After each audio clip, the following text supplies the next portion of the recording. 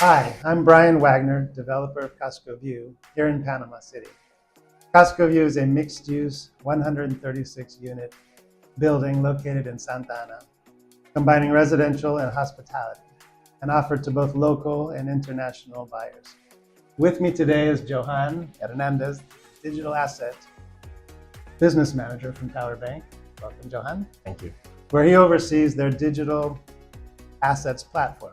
Johan is one of the industry experts in Panama, working closely with banking regulators, policymakers, and lawmakers as the framework around digital assets continues to evolve. Panama is one of the more highly regulated banking systems in the region, operates with a dollarized economy, and has been an early mover in integrating digital assets into the banking and at the institutional level. At Casco View, this is something we've been actively working with Tower Bank, and we're one of the first real estate projects to complete apartment purchases using digital assets legally and within the banking system. And along the way, we've seen a lot of practical questions come up, especially from international buyers, around what's allowed, what works legally, and how to do it safely and compliantly. So that's exactly what we're here to talk about today: crypto, banking, and real estate in Panama. So Johan, welcome.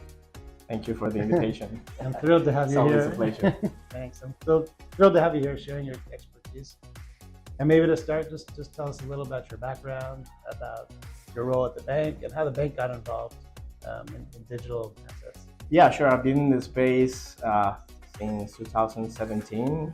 I knew Bitcoin because it was pretty popular back then. Started to learn about it, and then I took it more seriously during the pandemic with all that free time we had at home.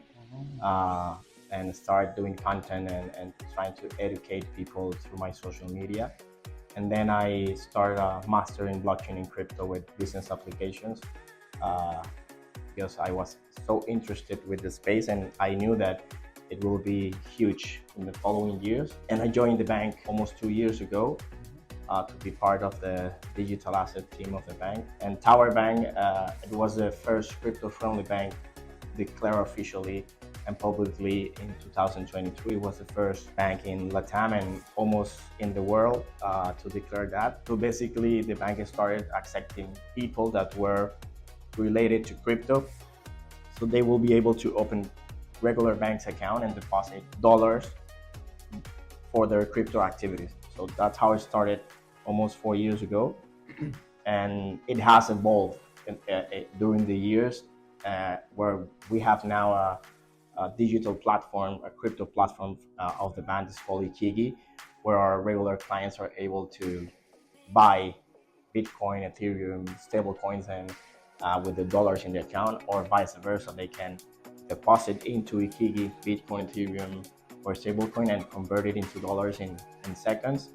And even now they're able to ask for loans, put in Bitcoin as collateral, and they can buy a lot of stuff. And I think that's why one of the reasons we're here is because those use cases are moving into real estate pretty quick. And now we also have that same structure and development for companies, or companies are able to receive payments in crypto, more likely into stable coins and like USDT or USDC. But they have the ability to accept Bitcoin or Ethereum. Fascinating. It's fascinating. Tower Bank is the only bank that's doing it. Yeah. Okay. Well, I got some important questions for you. Take advantage of your visit. So first one is, when a regulated bank supports crypto transactions, what protections are in place from day one? That's a pretty important, and that's one of our key values, that we as a regulated entity, we take care a lot of where the money comes from. So in the fiat world, it's easy to know because you're receiving the money from another bank. But in crypto, it's not that simple. We have a partner. It's also being used by the FBI in the United States, which is called Chainalysis. And for years, they are developed the technology to know if the transactions that it's coming from a digital wallet, it's related with illicit activity, let's say terrorism, drug deals, or anything. So we're able to see that when the transaction is coming, and we are able to stop it if it's related to illicit activity. And depending on the severity of the exposure of that wallet, we are able to turn back those crypto to the same wallet, or we need to freeze it and report it to the authority. So I think that's one of the most important values that we have, because in that case, we protect our clients to not receiving crypto from illicit activity. Yeah, great, thank you. Second question, why is it important these transactions go through a regulated bank rather than informal? Well, it's pretty related to the first question, because we as a regulated entity, we need to take care of the travel rules. So the travel rules, you need to know where the money comes from and the destination of the money. So you need to know both of them. As I said, it's easy to know the source of the money if you're receiving the transaction from a bank, but in crypto, it's not that easy. Like with that technology, we can check that that money is not illicit, but we also do further verifications, because in crypto you have pseudonymous transactions. Like it's coming from a wallet, but you don't know who controls that wallet.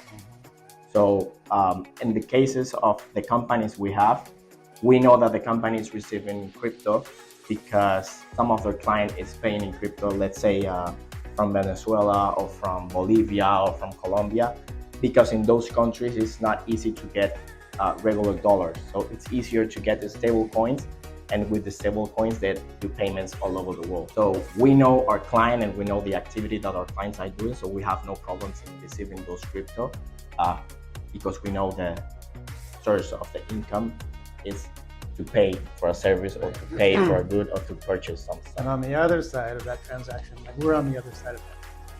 So we've had buyers ask us, how do we know this is safe? Is it a corporate account? Is it our corporate account? Is it going to the bank? There's a lot of questions about that. Yeah, so what we made for those cases is when we open an account for like our corporate account or our personal account, the account is in the bank, but the digital assets are managed through Tower Trust, which is our trust. So all the digital assets go through there. So all the crypto is at the name of our client. So whenever a crypto is sent out to a client, we receive there, and depending on the order of the client, we convert it into dollars, and we just custody the crypto there. So a lot of use cases we have is that we have companies that receive payments in crypto and they want the dollar right away because they need to pay providers or they need the money there to keep their operation running. So that's our most used case now, and it's automatic. Practically the client send money to the wallet of our clients, which is the wallet connected to the company account, and when we receive that, we put dollars right away in the account. But it's easy and it's pretty fast to complete the transaction. And the sender feels secure, or should feel secure. Yeah, because it's sent it to a regulated entity that needs to comply with a lot of difficult stuff, you know. So we've had those questions, like how do we really know this is good? Exactly. Okay. What are the most common mistakes you see without proper banking guidance? If you have a regulated partner that it's able or it's willing to help you with those transactions, they will give you the best recommendation and the best way to make a transaction to the right way, the correct way. So trying to move away from that, it will make the transaction harder for the seller. Let's say it will be your case, because if you do it, if you receive the money in a private wallet, let's say, then if you would like to have that money in your account, you will need to send from your private wallet to the bank account, and you don't know if that money that you already received in the private wallet is related with some illicit activity. So now you're in like in that difficult issue that you will need to solve, because you didn't pass through our service that we do in all of the transactions. From a banking and compliance perspective, why does Panama work for crypto-related real estate transactions? Panama is famous for their banking structure and all the banks that are here in Panama for a long time. There's also that we have a dollarized economy, so that helps a lot. We are a natural hub in Central America with one of the biggest airlines in the world. And like crypto is not regulated yet in Panama, but the interesting is not prohibited. So because it's not prohibited, it doesn't mean that you can't do crypto transactions. What we did reading all these situations is that we manage crypto as if it was a fiat money in a regulated way. So that's why we take care of a lot of the partners we use to verify the crypto transactions, and we manage it as it was fiat. So in cases for real estate, we will check that the funds that are coming to the wallet of our client are safe, but we will also would like to know who is sending the money, so we can have a sort of a KYC of who is buying the property in this case. So we have the end-to-end. This was one of my questions later on, but does the client need to be, does our buyer, for example, the purchaser of real estate, need to be a client of the bank? Or can they purchase to us and send? I mean, it's not necessary because we already know you as a client. You already have a transactional profile, so we know that you will be receiving money for buyers to buy properties. If the buyer wants to have the account, it will be easier to do the whole transactions, and it will depend because we also offer the escrow figures to the transaction. So in those cases, it's better to be a client of the bank just to have more streamlined process. When a project like Casco View is set up to accept crypto responsibly, what needs to be in place? Crypto is not like an extraordinary thing. I mean, it's just a different channel. If the business is well registered with all the documentation and the business just wants to accept crypto, we are just opening a different channel and possibility to get new clients, to get new type of client through that channel. That's how we see it. We're not seeing like something from another world, like a UFO or something. We're just seeing like another channel. It's like okay, you accept bank transfer, you accept credit card, now you accept crypto, and we have the channels and the proper way to verify the transaction, so you are able to do it in a secure way, in a trusted way, through a regulated entity. Client wants to open up an account, how difficult is that? Do they need to be a resident? Do they need to be in Panama? Or can they No, we can, we do all digitally through our crypto platform. It's pretty fast. You can have the account in 15-20 minutes max. So it's a pretty easy process, pretty fast process. And the most interesting stuff is like you're able to open it without the need to be in Panama to do it. Like you don't need to come to the bank or sign anything in person to open the account. That comes from a personal account or a corporate account.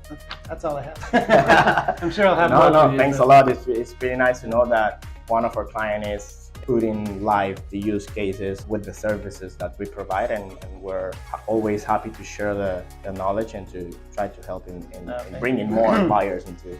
Thank you very much. We have a lot of people calling and asking a lot of questions. New territory for us and for banks, for Panama.